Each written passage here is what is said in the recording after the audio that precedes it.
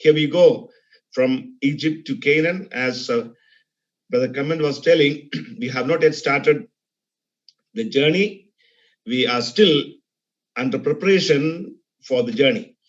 Well, last week we saw that a leader was required for God to let the people out from Canaan. So it was what we looked to last week was that the need of a leader and how God prepared to bring about his leader. In that we saw that God likes to fulfill his plan and purpose through us. That's why he needs our company. He likes to have our company to accomplish his great and mighty plan concerning humanity. Even though it's easy for God to do it in some other way, it is God's goodwill that we should be his co-workers to accomplish his plan. We've been chosen for that, and we are privileged people. We need to thank God for that. Then we saw that how God was bringing about his leader, and we also looked to how the strategy of Satan to destroy his leader was turned out by God as a means to prepare his leader to fulfill his purpose. Satan was always there to thwart, to destroy, to block God's plan. So he will bring about some strategies. Here we see his worst strategy was turned out to be a best source of blessing for God's leader to be trained in a very special way. That was what we looked to last week. And the fourth lesson that we looked last week was that every problem the enemy brings in our life to destroy us can be changed by God as the best resources for our blessing if we dedicatedly wait upon God. That was the fourth lesson that we looked to last week, and we concluded. So we continue from where we have started. We now look to the second point. The leader is prepared. Not only that God needs a leader, God prepares that leader to fulfill his plan in the best way. God did not want us to do his will somehow or as we could. God wants us to fulfill it in the best way, in the center of God's will concerning us. That's why God prepares his leader. That is always there. We can see that when God assigns a mission to somebody, God will give his training that he or she can accomplish it in the best way that God expects from that person. So we see here the leader is being prepared. If we look to the life of Moses, we can see that there are three phases of preparation for his leadership. So initial preparation was at his own home. We read that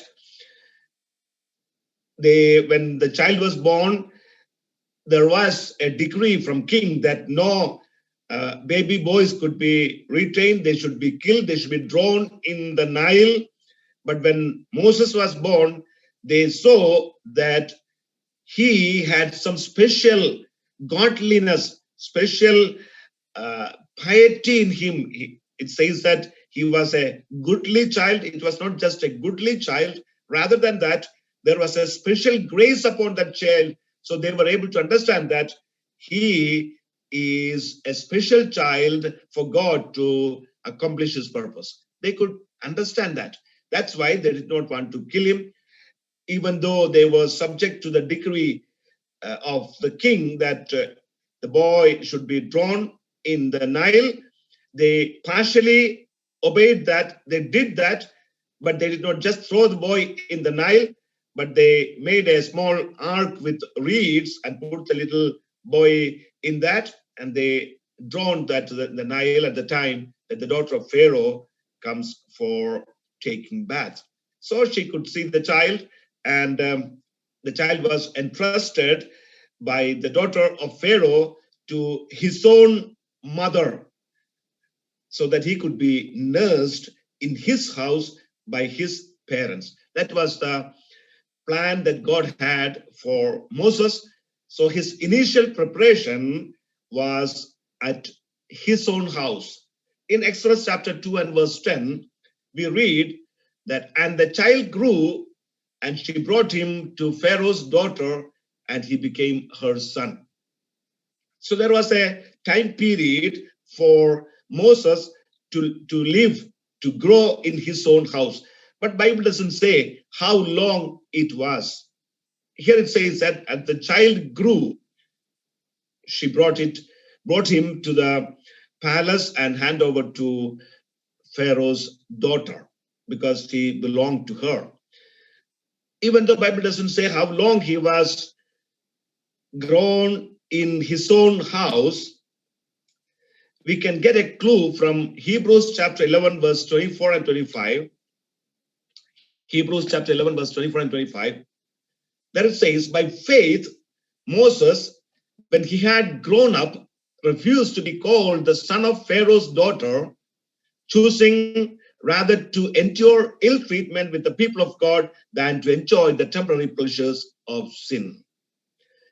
There we can see that Moses is making a very unique decision concerning his future plan. That was according to the will of God. So once for a time he was reared up in his own house. He grew up there in his own house. Then he was taken to the palace. There he continued till he was at the age of 40. That we see that later. Okay. So he grew up in the palace, but Hebrew writer says by faith, when he had grown up, when he grew up as a young man, he refused to be called the son of Pharaoh's daughter, choosing rather to endure ill treatment with the people of God than to enjoy the temporary pleasures of sin. So we can understand very well that when compared to the period that he stayed and he was growing up at his own house, and the continuing period that he was in the palace, I'm sure the time that he spent at his home was comparatively very less compared to the time that he was there in the palace, because he was almost 40 when he came out from the palace. So we can just assume that maybe he grew maybe up to the age of 10, probably, I don't know. Bible doesn't say. So even if we assume that he was there at his home for 10, that means he could spend his time 10 years at his home, then he spent 30 years in the palace. Okay. Now, coming back to what the Hebrew writer says, when he grew up, he preferred to suffer with his own people rather than being called as the son of Pharaoh's daughter, which means during all these 30 years, he was enjoying the pleasures. He was trained there. We saw the last class that he had the training of all the wisdom and knowledge of Egypt at that time. And also we could know that he had the training of the best martial art. All the training that he could get was given to him because he was supposed to be the next Pharaoh. Okay. In spite of having all these trainings for these 30 years, and you should also think that once they have been delivered to the palace, I'm sure he would not have get any chance to go back and see his parents, because now he belongs to the palace, Pharaoh's grandson. He cannot just go and see his parents as anybody else. So I'm sure there was no permission for him to go back to home and see his parents. He spent his time in the Pharaoh's palace. Even after spending that much long time in Pharaoh's palace, having all the pleasures of royal experience, having all the training that he had, having all the amenities that he can enjoy in the palace, the best of what the world can offer, still at the age of 40, he preferred to come out from palace and to suffer with his people. That means this idea of accomplishing God's will, God's plan concerning him, helping out his people, that was implanted in his heart when he was growing in his own house. It was his parents that gave him this idea, this vision.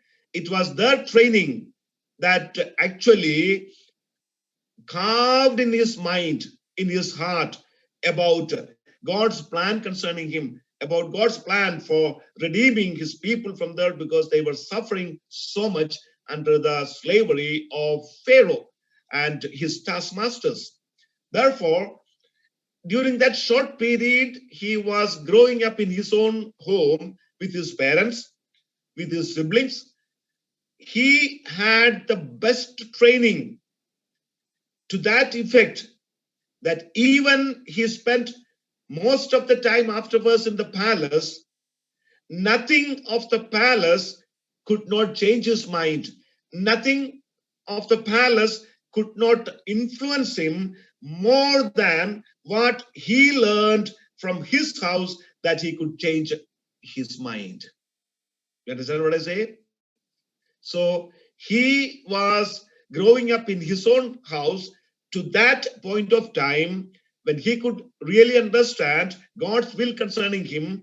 He could understand the pain and problems the people of Israel is suffering there. And also he could understand God has a plan to deliver them, because it was already promised through Abraham that after 400 years, they will come out from the land. So there is a promise of God for that. All these things probably people will be remembering. Therefore, they knew that it is a time for them to come out.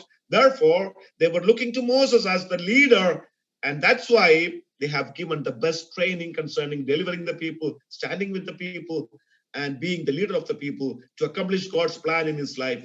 That was implanted in his heart in such a way that the prolonged time period that he spent in the palace of Pharaoh could not change his mind, could not influence him to change his mind or change his plan.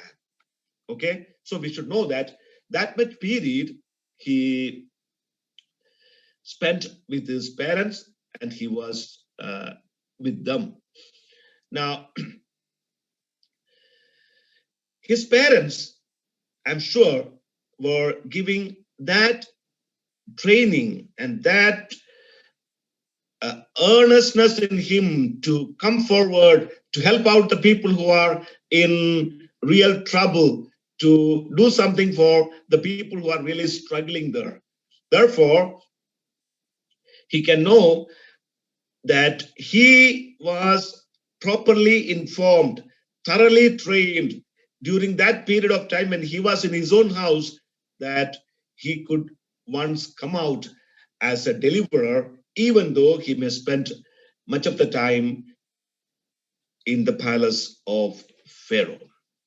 Therefore, we can see the influence that the parents of Moses had upon him, the training that they gave in his life during the early days, the way they were teaching and they were informing and they were admonishing him concerning delivering the people, concerning fulfilling God's plan concerning them.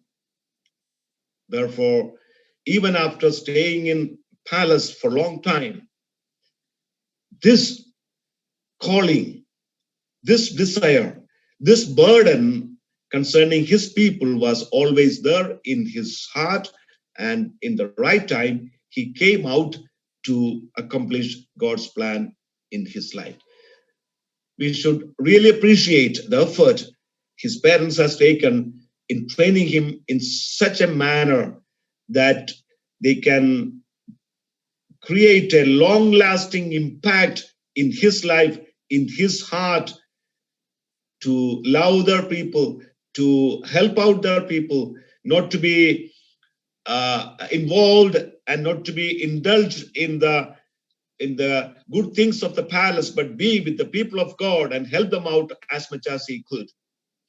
So he had that training when he was at his home, even though it was not mentioned how long it was.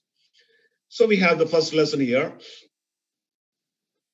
This is mainly to parents and those who are going to be parents in near future. Just note this lesson. We should train our children in godly ways right from their childhood to be convinced about God's wonderful purpose in their life and to be dedicated to accomplish it. We should train our children in godly ways right from their childhood to be convinced about God's wonderful purpose in their life and to be dedicated to accomplish it. Moses' parents were successful in that. If we go through the pages of Old Testament, we can know that the parents of Daniel and other Hebrew boys, Shadrach, Meshach, and Abednego, they all were successful in that aspect to train their children to be godly, even though they were made to continue in a different adverse situation.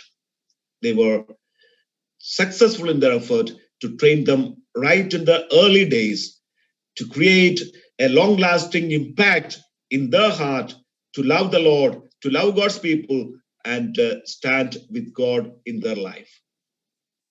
This is the challenge of the today's parents. This is a challenge, dear ones, that we are facing today. We have a great responsibility concerning our generation, our children. We know the situation is really bad. Our youngsters, our children are in this secular world, which is wicked beyond comparison, beyond imagination.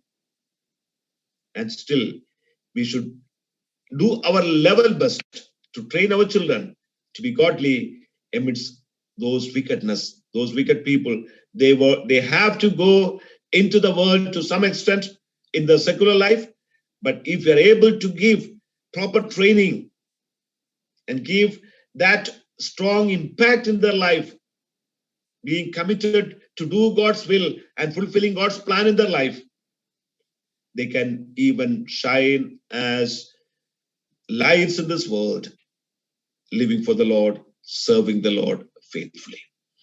That is the challenge that parents are really facing today. May the Lord help us. We have a verse in Proverbs chapter 22, verse 8. Most of the parents know this verse. It says, train up a child in the way he should go.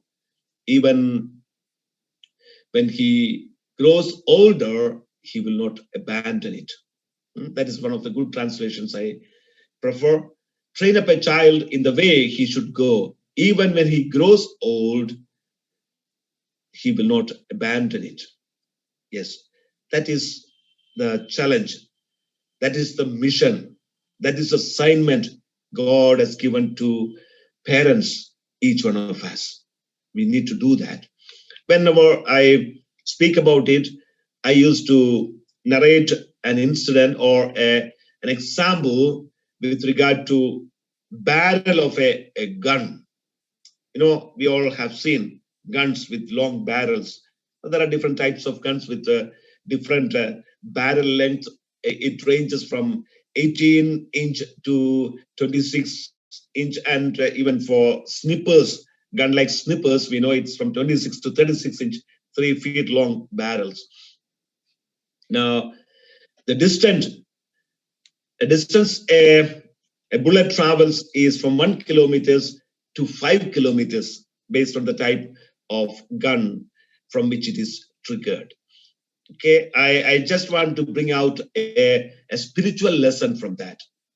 You know, when the bullet is triggered, when the trigger is pulled and the bullet is triggered from the one end of the barrel, it has a short time period to pass through that narrow tube, which is the barrel. Okay. As I mentioned, it has some 28 or 30 or 36-inch length. It is that distance initially the bullet travels when it is triggered. Okay. when it is triggered, it can only move to one direction, and it is moved by the energy given to it from the burning of the cartridge. That is the force. It's the pulling force, pushing force that it gets. So it moves forward. When it moves, it cannot go sideways. The barrel, the tube is quite small, that it cannot move this way and that way. It can only move straight when it is inside the barrel. But once the bullet is out from the barrel, as we can know, as I said, the distance a bullet travels is 1 kilometer to 5 kilometers. Once this bullet is out from the barrel, it can go anywhere. It's free in the air. It's free in the atmosphere. You understand? But it will not go anywhere. It will go direct to the target and hit the target. But inside the barrel, it has no opportunity to go anywhere. It can move only one direction. Okay? So once it is out from the barrel, it's in the open air. It can go anywhere. There is nothing to control it. But the training and the force that it got when it was passing through that barrel takes it all the way to the target. That is something that we can really comprehend and something that we can connect to the initial training. How can that bullet hit the target? Why it is not going sideways? It is just because of the training that it got when it passed through that barrel. Even though it was a very small period when compared to the distance the bullet travels, but still that training is sufficient for the bullet to hit the target straight away. Okay, so this is the importance of early training. This is the effect of giving training in the early days to our children. Once they are set, then they will not go elsewhere. They will hit the target God has put for them, provided we are able to give the right training. Okay, so this is the mission we parents need to fulfill. And let me tell you a very disturbing reality. If the barrel is bent or crooked, the bullet also will go crooked. Did you get me?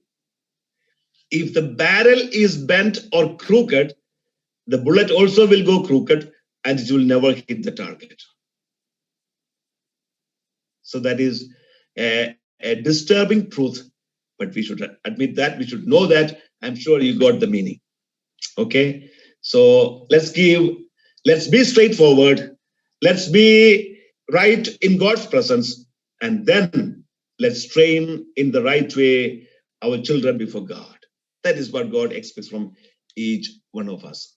May the Lord give us spiritual wisdom and insight to lead our children in the way God wants them to go and to fulfill God's plan and purpose in their life.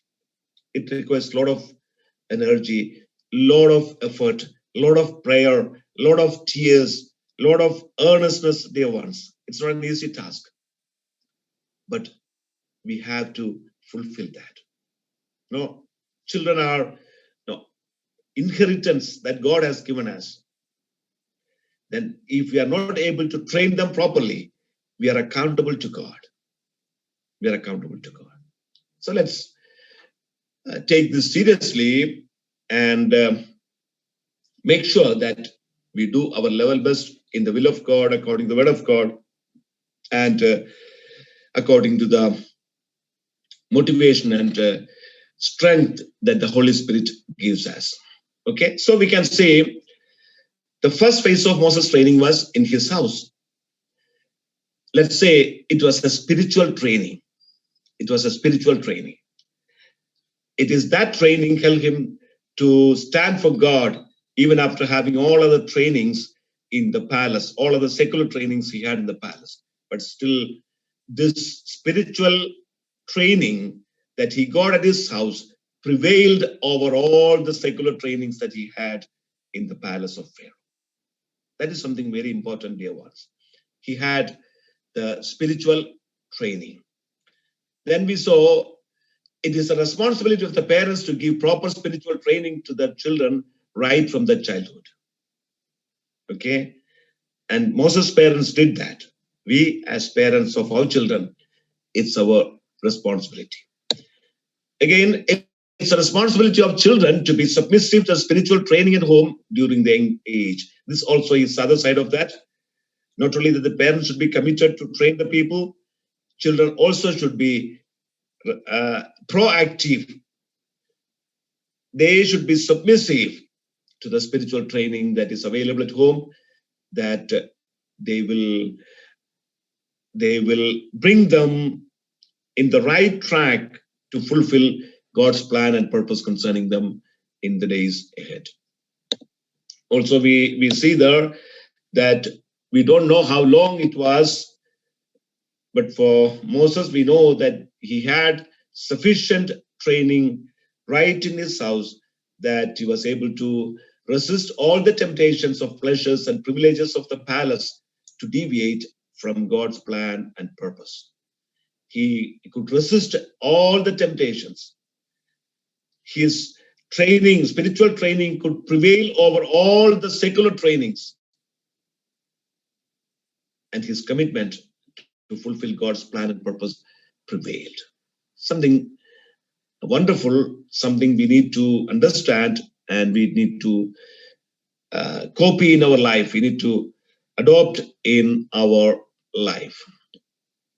Now, the second aspect or second phase of his preparation, the leader is prepared at Pharaoh's palace. As I told you earlier, we don't know, it is not mentioned in the book of Exodus that how long he stayed in the palace of Pharaoh.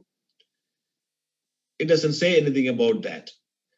We saw when Moses was grown up as a boy, to that level, parents handed him over to Pharaoh's daughter, and then thereafter he was there in the palace of Pharaoh.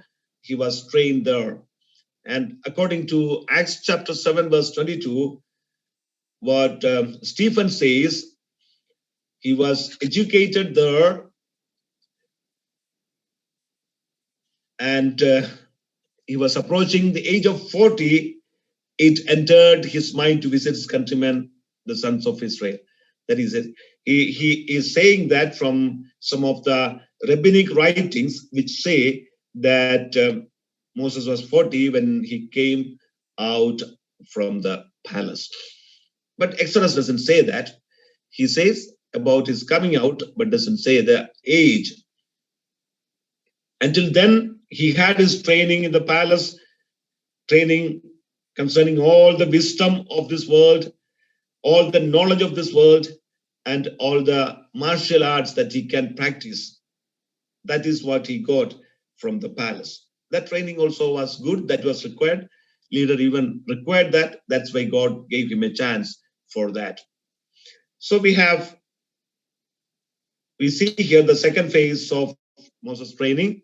It was in the palace of Pharaoh. It was a secular training.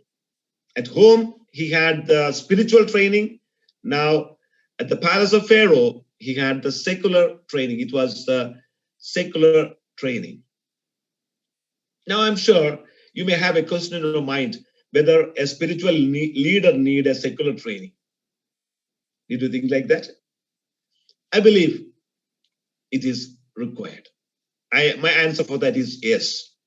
Spiritual leaders require general knowledge and common sense. Sometimes what happens is that we see general knowledge and common sense lacking in some spiritual leaders, which creates problem in our church, even in our homes. So secular training, secular knowledge is required. I've been told a story about a little boy. A little boy was always asking questions to his father. Many times the father get irritated. And one day he was so irritated that he responded to his boy that, do you know, if I ask all these questions to my father, what would have happened? What he meant was that his father was a very, very strict, rude person. He could not go and ask any question. If you ask him questions, he would shout at him, or he would get angry. So he was not asking any questions. And he meant that when he said this to his child, and he was asking him a question, do you know how it would have been if I asked all these questions to my father? The little boy was a little prudent and smart. And he said, yes, if that was the case, you could have been able to answer at least few of my questions. Well, that is what the new generation look for even today. So leaders require secular training, secular knowledge. We are not getting that to be part of the secular world, but we are having the training first to keep ourselves in spiritual realms, knowing the influence and the strength of secular world. And also we need to have that training in order to train our children who are also part of secular world. Even when they are part of secular world, we'll be able to train them in the spiritual ways. So we need to have the sufficient secular knowledge and training. God has given Moses those trainings. Now it was required for him to stand before Pharaoh to have dialogue with him concerning the release. It was that training and motivation Moses got helped him out to stand before Pharaoh and talk to him when he came to have dialogue with him, having sent by God to deliver people from the land of Egypt. Again, it was required to take care of a great multitude of about 2 million people. Now, when the Israelites came out from the land of Egypt, we see the head count as 6 lakhs plus young men about 20 years age. That means plus all those who are below 20 years age, and also women. Altogether, it is assumed that they were a multitude of about 2 million people, 20 lakhs of people. Moses required that secular training to take care of such a great multitude, to lead them. So he was having secular training in the palace. That was the second phase of Moses' training. We will move on to the third phase of training, and then we close today's class. The third phase of training was Moses was prepared or trained at the house of Jethro, the priest of Midian. We see in Exodus chapter 2, when he came out, he wanted to help out one Hebrew person. When he saw that an Egyptian was quarreling with him, he killed him and buried him under the sand. Next day, he saw 2 Hebrew quarreling, and he wanted to pacify them, settle the problem. And they questioned him, who made you as our leader? And do you want to kill me like what you did with the Egyptian yesterday? He became afraid. He came to know that the news came to the ear of Pharaoh. He knew that he could not go back to the palace, or even he cannot stay back in the land. So he ran for his life. He came to Midian. There we see that he was helping out few shepherds, daughters of Midian priest Jethro, and he was invited to Jethro's house. Jethro gave Zipporah, his daughter, to Moses as his wife, and he lived there in the house of Jethro, in the house of his father-in-law. So the third phase of training was in the father-in-law's house. I believe that was the worst training. That was the most humiliating time. I know all those who are married, they know how it feels when you when you are compelled to stay in wife house and be under your father-in-law to take care of, even for Moses, we see that he was taking care of the sheep of his father-in-law. How humiliated he was. You just remember, Moses was a man who had all the training that was available at that point of time, at that world, in knowledge, in wisdom, in martial art, and he was the one who was trained to become the next Pharaoh. Now he is in his father-in-law's house taking care of his sheep. Can you just imagine the situation Moses had? Well, we know in Kuwait and also in other Gulf countries, many young qualified people, they fall victim to visa forges, and they go to Gulf countries when they were offered for good job, and once they come, reach the land, they know that the visa is not proper visa, they are cheated, and many of them end up in farms. We know that. Even I remember we were visiting many farms in Kuwait years before with Brother Harry Pinto. We used to visit many farms where we shared gospel. We had Bible class there right from 97. During the early years of 2000, we used to have Bible classes and visitings in the farms. There we see many graduate people, technicians, who were told that they'll be having good job and brought here to take care of the farms. Well, here Moses, the one who was trained to become the Pharaoh, is now taking care of his father-in-law's sheep. How much humiliated he is. He's staying at his wife's house and looking after his father's sheep.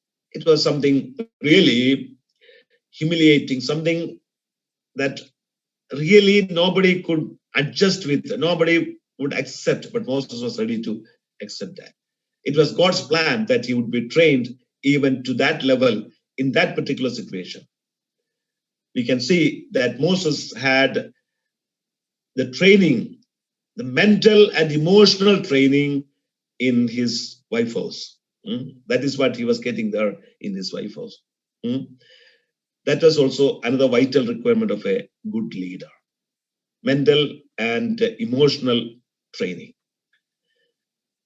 You remember at the palace, he was going to be the next Pharaoh. So everybody honored him, everybody respected him, everybody feared him, and all those people who were in the palace adjusted themselves to suit the convenience of Moses, because he's going to be the next Pharaoh. You understand what I say? All these years when he was in the palace of Pharaoh, he was supposed to be the next Pharaoh. That's why he had all the privileges, all the authority, and those who were there in the palace, they had to adjust themselves to suit the convenience of Moses, because he was a great man. You understand? That was his situation. But now, when God wanted to use him as his leader, he cannot expect that all the people will control themselves or they will adjust for his convenience. Rather, God wants him to adjust himself to the convenience of the people, to step into their shoe, to know them better, to know their feeling, to know their failures. Therefore, God wanted Moses to have the training in his wife house as the shepherd of his father-in-law, to take care of his sheep, to have mental and emotional training, to humiliate him to that level so that he will be able to deal with the people with the heart of a shepherd, not the heart of a Pharaoh. That was the difference.